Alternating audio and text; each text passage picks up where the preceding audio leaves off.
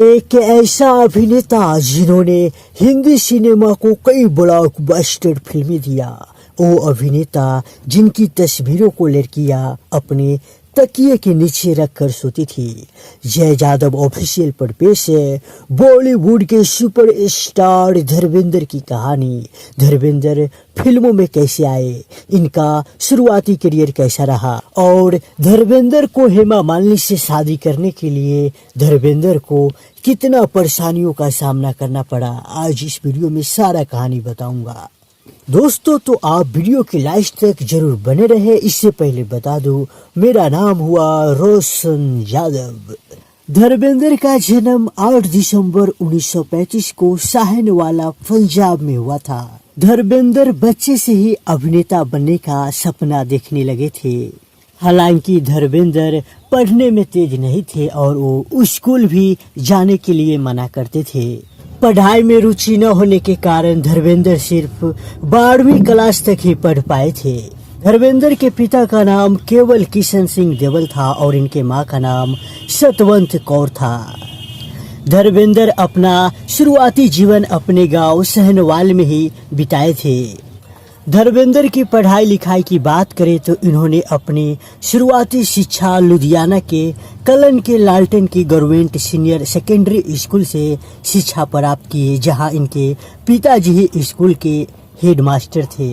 और 1952 में धर्मेंद्र फगवाड़ा के रामगढ़िया कॉलेज से इंटरमीडिएट की पढ़ाई पूरे किए थे। इसके बाद इन्होंने पढ़ाई ही छोड़ दी क्योंकि धर्मेंद्र को पढ़ाई में ज्यादा रुचि नहीं था। धर्मेंद्र को बचपन में सबसे ज्यादा पढ़ाई से ही प्रॉब्लम था, क्योंकि एक तो उन्हें पढ़ाई में ही मन नहीं लगता और दूसरी तरफ उनके पिताजी उसी स्कूल में पढ़ाते थे जिस स्कूल में धर्मेंद्र पढ़ा करते थे। ऐसे में धर्मेंद्र के पिताजी का ध्यान ज्यादातर धर्मेंद्र पर ही रहता था। धर्मेंद्र अपनी माँ से अक्सर कहा करते थे, या तो तुम मेरी पढ़ाई बंद करवा दो या मेरा स्कूल बदलवा दो, क्योंकि बॉलीवुड के सुपरस्टार धर्मेंद्र को बचपन में सबसे ज्यादा पढ़ाई से ही प्रॉब्लम हुआ करता था। लेकिन दूसरी तरफ धर्मेंद्र को बचपन में फिल्म देखना काफी अच्छा लगता था। वो फिल्म देखने के लिए बहुत दूर तक चला जाया करते थे। बताया जाता है कि उन्होंने सूर्या और श्याम अभिनीत 1949 की फिल्म में दिल लगी को 40 बार देखे थे। धर्मेंद्र बचपन से ही फिल्म के बहुत बड़ा दीवाने थे। इससे जुड़ा हुआ एक मजेदार किस्सा भी है। एक बार धर्मेंद्र कोई फिल्म देखने अपनी बुआ के घर फगवाड़ा से दूर जालंधर में एक सिनेमा हॉल में गए, जहां वो हमेशा जाया करते थे, क्योंकि वही सिनेमा हॉल सबसे नजदीक था और समय पर पहुंचने के लिए बस की सुविधा भी थी। बस निकलने का समय ऐसा था कि फिल्म खत्म होने से पहले ही उन्हें निकलना पड़ता था हॉल से। फिर क्या था, उस रोज भी धर्मेंद्र फिल्म को छोड़कर जल्दी जल्दी बस के पास पहुंच गए। हालांकि बस कंडक्टर उनके गांव की सवारी फुल करके आगे की सवारी बैठा रहा था और धर्मेंद्र के कहने पर भी ध्यान नहीं दे रहा था। फिर क्या था, धर्मेंद्र ने दिमाग लगाया और कंडक्टर की नजर बचा के धीरे से जाकर बस की छत पर बैठ गया और फगवाड़ा आए तो उतरने लगे। तभी कंडक्टर की निगाह अचानक से उन पर पड़ गई और उसने गालियां देना शुरू कर दिया। जब धर्मेंद्र ने गालियां सुना तो दूसरी तरफ से इन्होंने भी जमकर गालियां देना शुरू कर दिया। इसके बाद कंडक्टर उनको पकड़ने के लिए दौड़ा, लेकिन पहले से तैयार धर्मेंद्र इतनी तेजी से भागा कि सीधा घर ही जाके रुके। ऐसे ही मस्ती करते करते और फिल्म देखते देखते न जाने कब हीरो बनने का ख्याल धर्मेंद्र के दिलो दिमाग पर छा गया। उन्होंने अपनी हीरो बनने की चाहत अपने माँ से भी कहना शुरू कर दिया, लेकिन माँ धर्मेंद्र को समझाते थे कि देख, तुम्हारे पिताजी को पता चला तो बहुत नाराज हो जाएंगे और तू तो इतना सुंदर भी नहीं है कि तुम हीरो बन पाओगे। लेकिन वक्त गुजरता गया और 19 वर्ष की उम्र में 1954 में प्रकाश कौर से धर्मेंद्र को शादी हो जाता है और अपने सपने को अपने सीने में दबाकर धर्मेंद्र अपने खेतों में और घर में अपना वक्त देने लगे। धर्मेंद्र अक्सर साहनवाल रेलवे स्टेशन के पुल पे जाया करते थे और बम्बई जाने वाली ट्रेन फ्रंटियर मेल को देखा करते थे। जब धर्मेंद्र घर पे भी होते थे और रात 11 बजे ट्रेन की आवाज उनको सुनाई देता था तो यही मनाते थे, हे फ्रंटियर ट्रेन माता, मुझे किसी तरह बम्बई पहुंचा दो। और धर्मेंद्र दिलीप कुमार की खूब फिल्म देखा करते थे और घर पर अक्सर आईने के सामने अपने बालों के आगे गिराकर दिलीप कुमार जी का ही स्टाइल मारते थे। फिर 1958 में धर्मेंद्र एक बार अपने माँ से कहते हैं, माँ मुझे हीरो बनना है और मुझे बम्बई जाना है। तो इस बार इनकी माँ भी मान गए और धर्मेंद्र को एक आइडिया भी दिया कि बेटा तुम फिल्म वाले को अर्जी क्यों नहीं लिख देता, वो तुझे खुद ही बुला लेंगे, फिर तेरे पिताजी भी माना नहीं कर पाएंगे। धर्मेंद्र को माँ की इस मासूम सलाह से थोड़ा उन्हें हौसला मिला, लेकिन धर्मेंद्र अर्जी लिखे तो लिखे कैसे, इनका थोड़ा दिन इसी में कट गया।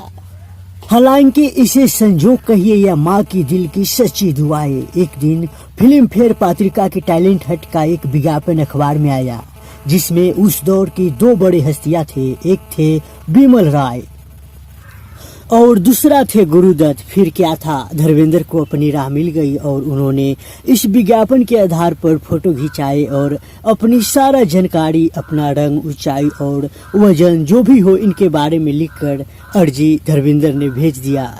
ये विज्ञापन धर्मेंद्र की किस्मत के लिए मील का पत्थर जैसे साबित हुआ।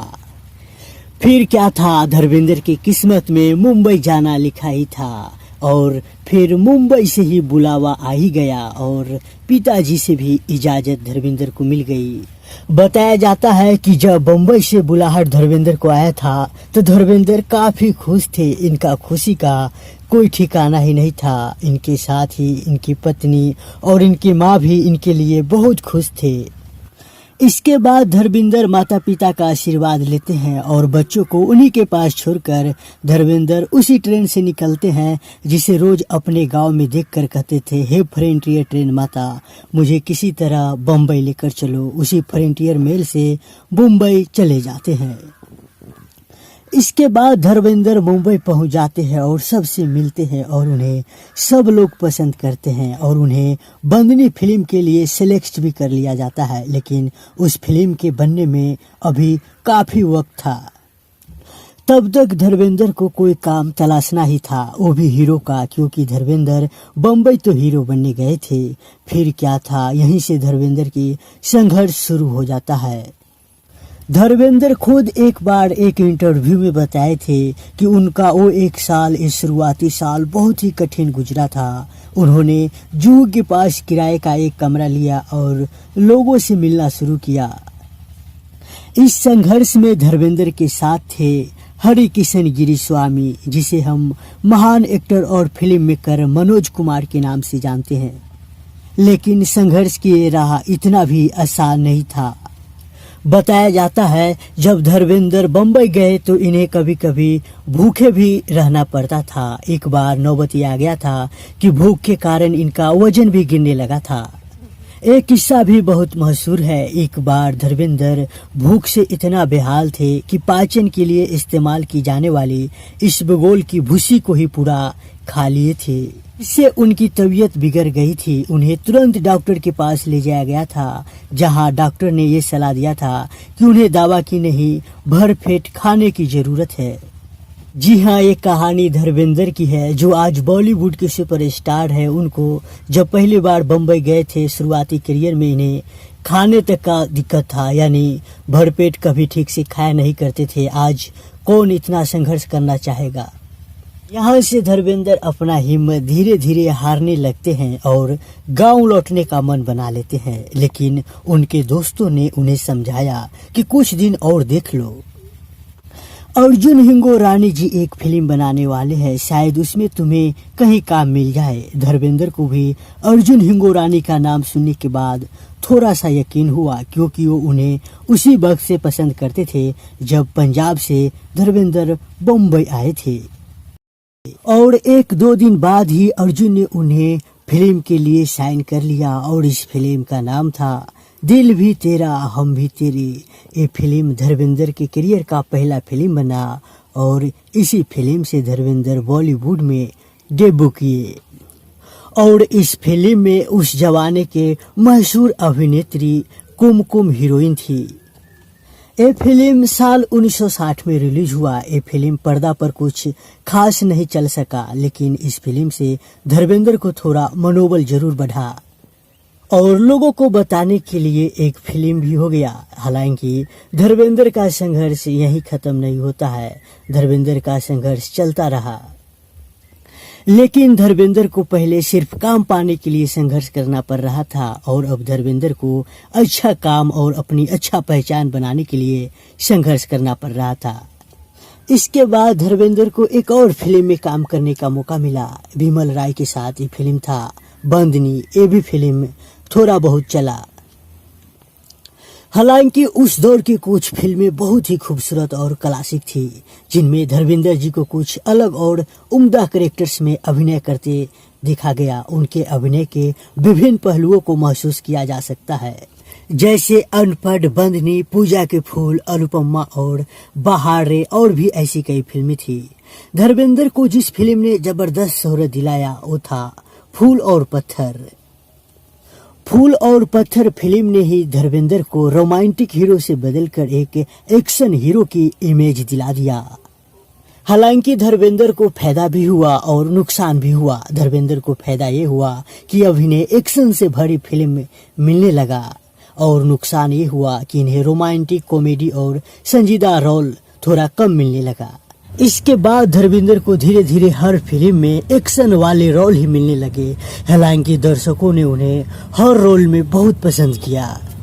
बताया जाता है धर्मेंद्र को मीना कुमारी ने भी बहुत सपोर्ट किया। मीना कुमारी ने ही धर्मेंद्र को बोलने और चलने का इंडस्ट्री में सब कुछ सिखाया था। धर्मेंद्र और मीना कुमारी की मुलाकात कैसे हुई, चलिए ये भी आपको बताता हूँ।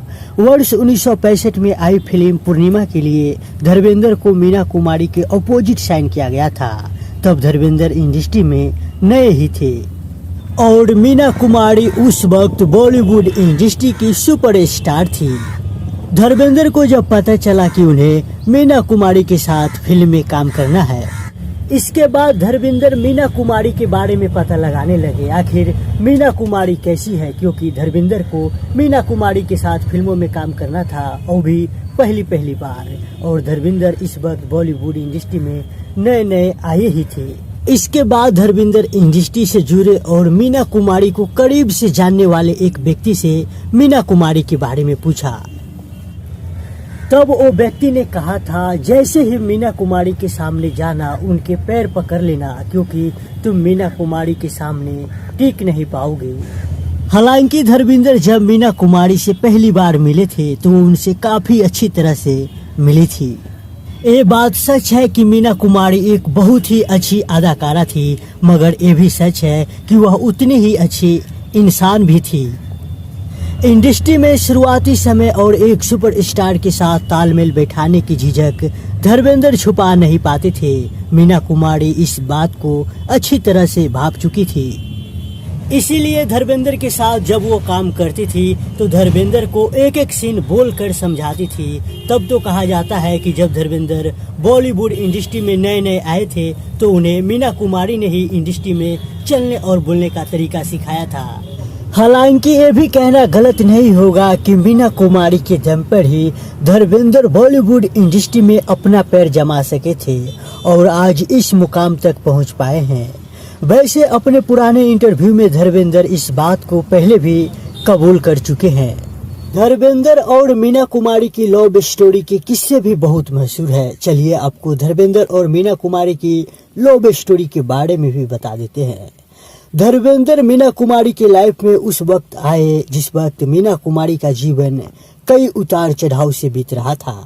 जीवन में जिस प्रेम की तलाश मीना कुमारी को थी वह तो उन्हें नहीं मिला, मगर धर्मेंद्र के रूप में उन्हें एक सहारा जरूर मिला, जिसके कंधे पर सिर रखकर वह अच्छा महसूस करती थी।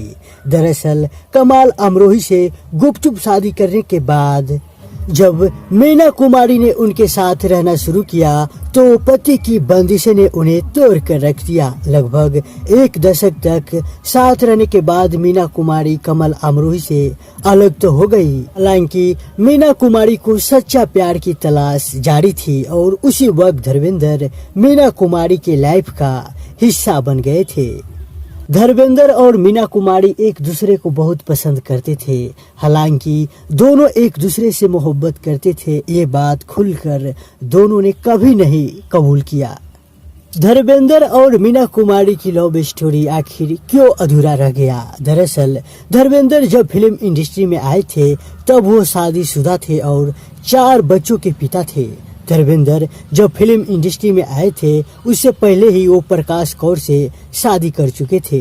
धर्मेंद्र को बहुत कम उम्र में ही प्रकाश कौर से शादी हो गई थी। सनी देओल और बॉबी देओल के अलावा धर्मेंद्र और प्रकाश की 2 बेटियां भी है। परिवार की जिम्मेदारी के बंधन ने धर्मेंद्र को कभी भी अपने हदें पार करने की इजाजत नहीं दी। वहीं मीना कुमारी भी कभी कमल अमरोही की मोहब्बत को अपने दिल में दफन नहीं कर पाई। धर्मेंद्र के कई ऐसे किस्से भी है जो काफी मशहूर है और लोग भी उनको काफी सुनना पसंद करते हैं। एक ऐसा ही किस्सा फिल्म फूल और पत्थर की शूटिंग के दौरान की है। फिल्म फूल और पत्थर की शूटिंग हो रही थी और शूटिंग के दौरान ही सेट पे धर्मेंद्र को खाली समय में झपकी आ गया और झपकी देख के निर्देशक धर्मेंद्र को गुस्से होके ये कह देता है कि कहां से शराबी लोग फिल्म इंडस्ट्री में आ जाते हैं। ये बात सुनकर धर्मेंद्र को बहुत गुस्सा आ जाता है। धर्मेंद्र उस दिन से ही रोज गुस्से में आकर शराब पीने लगते हैं और बाद में धर्मेंद्र को तो आदत ही लग जाता है। हालांकि धर्मेंद्र अपना सेहत का ख्याल रखते हुए और अपने परिवार की बात मानते हुए वो दारू पीना छोड़ देते हैं। धर्मेंद्र अपने जमाने के सभी मशहूर अभिनेत्रियों के साथ काम किए और सफल भी रहे, जैसे माला सिन्हा, आशा पारेख, वैजंती माला, मीना कुमारी। मीना कुमारी के साथ इनका कई ऐसे किस्से मशहूर है जो लोगों के बीच आज भी बहुत पसंद किया जाता है।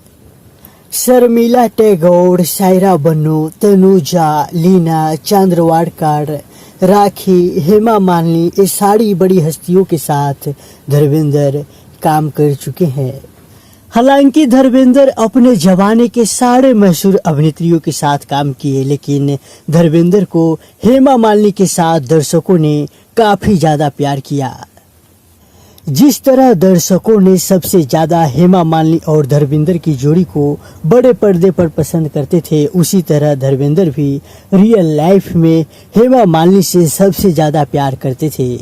धर्मेंद्र हेमा मालिनी से इतना ज्यादा प्यार करते थे कि उनकी पहली पत्नी प्रकाश कौर उन्हें तलाक नहीं दिया तो धर्मेंद्र मुस्लिम धर्म अपनाकर हेमा मालिनी से शादी कर बैठे थे। चलिए अब आपको ये भी बता देता हूँ धर्मेंद्र को हेमा मालिनी से कैसे मुलाकात हुआ और इनको हेमा मालिनी से शादी करने के लिए कितना पापड़ बेलना पड़ा था। धर्मेंद्र और हेमा मालिनी की पहली बार मुलाकात ख्वाजा अहमद अवास की फिल्म आसमान महल के प्रीमियर के दौरान 1965 में हुआ था। तब तक धर्मेंद्र फिल्म इंडस्ट्री में सुपरस्टार के तौर पर स्थापित हो चुके थे और हेमा मालिनी उस वक्त सिर्फ एक ही फिल्म सपनों के सौदागर में काम किए थे। ये फिल्म 1968 में आया था। हालांकि ये भी फिल्म हेमा मालिनी का फ्लॉप रहा, लेकिन धीरे धीरे दोनों एक दूसरे के प्रति आकर्षित होने लगे। कुछ ही दिन बाद धर्मेंद्र हेमा मालिनी की अदाओं की इतने दीवाने हो गए थे कि उनके आसपास भी किसी को फटकने नहीं देते थे। हालांकि दोनों की नजदीकियां 1975 में आई फिल्म शोले के शूटिंग के दौरान बढ़ा। इसके बाद तो बॉलीवुड इंडस्ट्री में धर्मेंद्र और हेमा मालिनी के प्यार के चर्चे ही होने लगे। हालांकि हेमा मालिनी के परिवार वाले इस प्यार से खुश नहीं थे।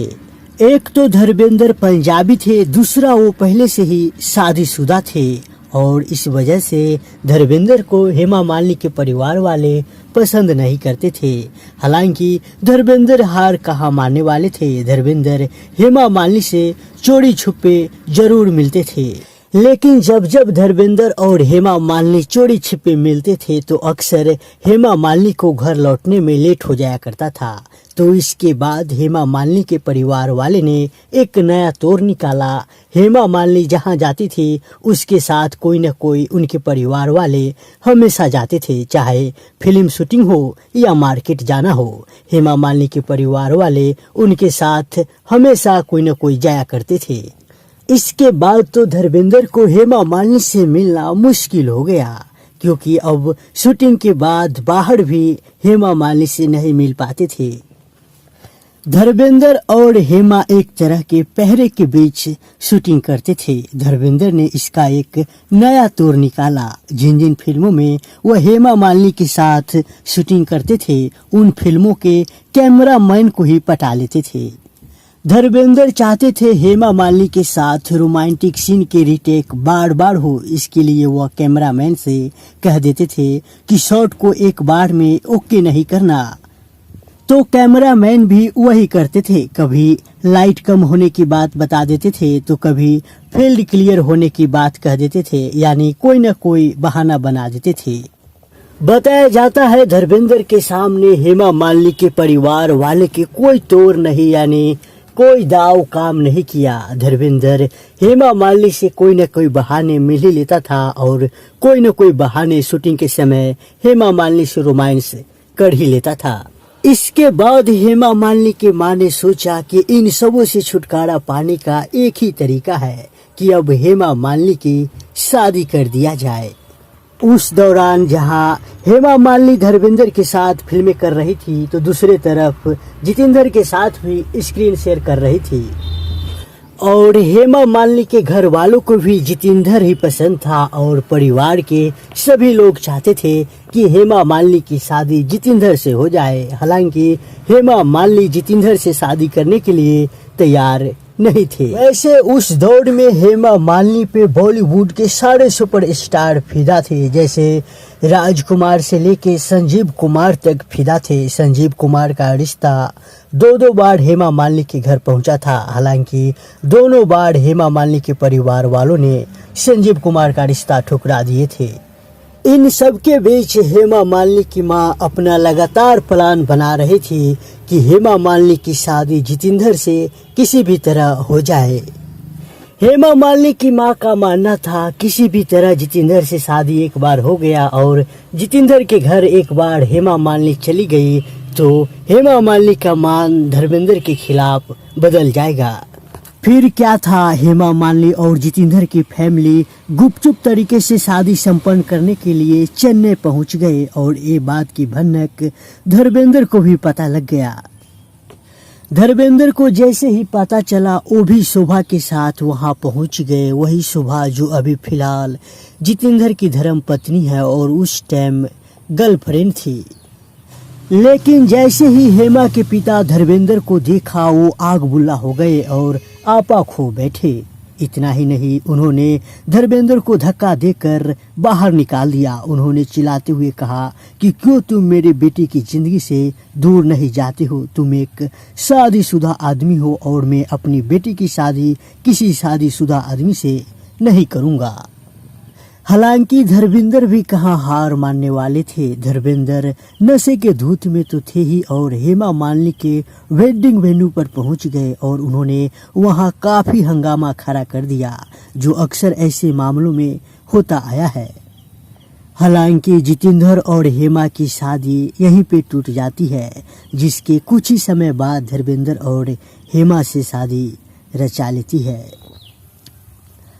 हालांकि इस घटना के बाद हेमा मालिनी ने सभी के सामने जितेंद्र से शादी करने से इनकार कर दिया था, जिसके बाद जितेंद्र गुस्से में अपनी फैमिली के साथ वहां से चले गए थे।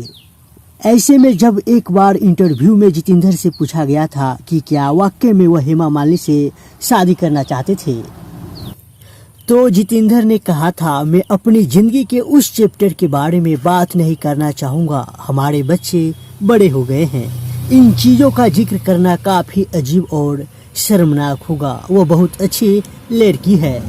उन्होंने आगे बताए थे कि हमारा परिवार ऐसा चाहता था, जिसकी वजह से मुझे ऐसा करना पड़ा था।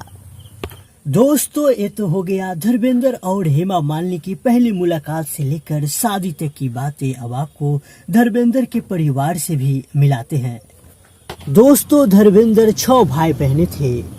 धर्मेंद्र के एक भाई भी थे जो फिल्मों से जुड़े हुए थे। जो अपना भाई नहीं थे, वो बुआ के बेटे यानी फुफेरा भाई थे। उनका नाम था वीरेंद्र सिंह। वो भी पंजाबी फिल्मों से जुड़े थे। हालांकि एक फिल्म के शूटिंग के दौरान आतंकवादियों ने उन्हें गोली मार दिया था। धर्मेंद्र अपने जिंदगी में 2 शादी किए। 1954 में यानी 19 साल की उम्र में ही धर्मेंद्र प्रकाश कौर से शादी रचा लिए थे, जिनसे इनको 4 बच्चे हैं, 2 बेटा और 2 बेटी। धर्मेंद्र के बड़े बेटे के नाम अजय सिंह, जिन्हें हम सनी देओल के नाम से जानते हैं, और दूसरा का नाम विजय सिंह, जिन्हें हम बॉबी देओल के नाम से जानते हैं। और यहीं इनकी बड़ी बेटी विजेता देओल और दूसरी बेटी का नाम अजयता देओल है। ये 4 बच्चे इनकी पहली पत्नी प्रकाश कौर से हो गए। धर्मेंद्र 2 मई 1980 को हेमा मालिनी यानी ड्रीम गर्ल से दूसरी शादी रचा लिए थे, जिनसे इनको सिर्फ 2 बेटियां ही है। बड़ी बेटी का नाम ईशा और दूसरी बेटी का नाम अहना है। हालांकि इस समय अपने धर्म जी यानी धर्मेंद्र के सभी बच्चे शादीशुदा हो गए हैं। कोई अपने देश भारत में ही रहते हैं तो कोई विदेश में भी बस गए हैं। अजय सिंह यानी सनी देओल अपने धर्म जी के सबसे बड़े बेटे हैं। इनका जन्म 19 अक्टूबर 1956 को सैनवाल गांव लुधियाना पंजाब में हुआ था। सनी देओल की वाइफ पूजा लाइमलाइट से दूर रहती है और इन दोनों के 2 बेटे हैं। एक का नाम करण और दूसरे का नाम राजवीर है। हालांकि सनी देओल के बड़े बेटे करण फिल्म पल पल दिल के पास में काम भी कर चुके हैं। विजय सिंह यानी बॉबी देओल का जन्म 27 जनवरी 1967 को हुआ था। बॉबी देओल ने अपनी बचपन की दोस्त तन्या आहूजा से लव मैरिज शादी रचा लिए थे। हालांकि इनके भी 2 बेटे हैं। बड़े बेटे का नाम आर्जमान और दूसरे का नाम धर्म है। इनकी पत्नी तन्ना बिजनेस वुमेन है और होम डेकोर का काम करती है। दोस्तों बॉबी देओल अपने दूसरे बेटे का नाम धर्म क्यों रखा हुआ है, इसके पीछे एक बहुत ही बड़ा राज छुपा हुआ है।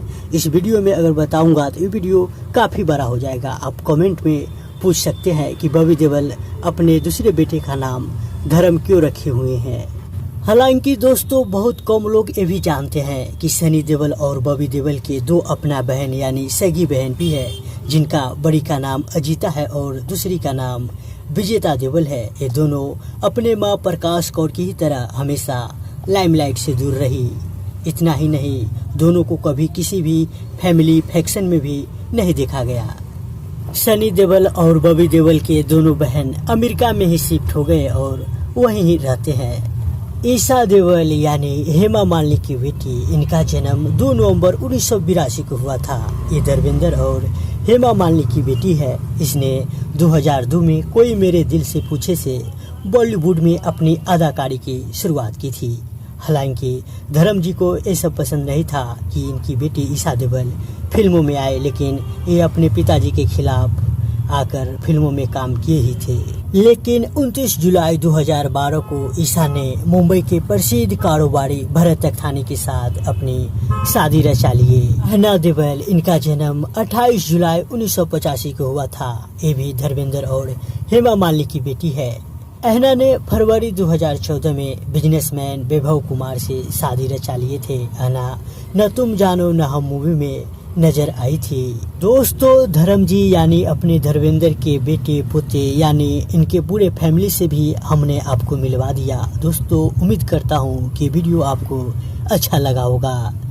दोस्तों ये वीडियो कैसा लगा आप कमेंट करके जरूर बताइएगा। अगर आपके मन में धर्म जी यानी अपने धर्मेंद्र को लेकर कोई सवाल उठता होगा तो आप हमसे कमेंट करके जरूर पूछ सकते हैं। अगर अभी तक आपने मेरे इस चैनल को सब्सक्राइब नहीं किया है तो नीचे लाल बटन दबाकर सब्सक्राइब जरूर कर दीजिएगा।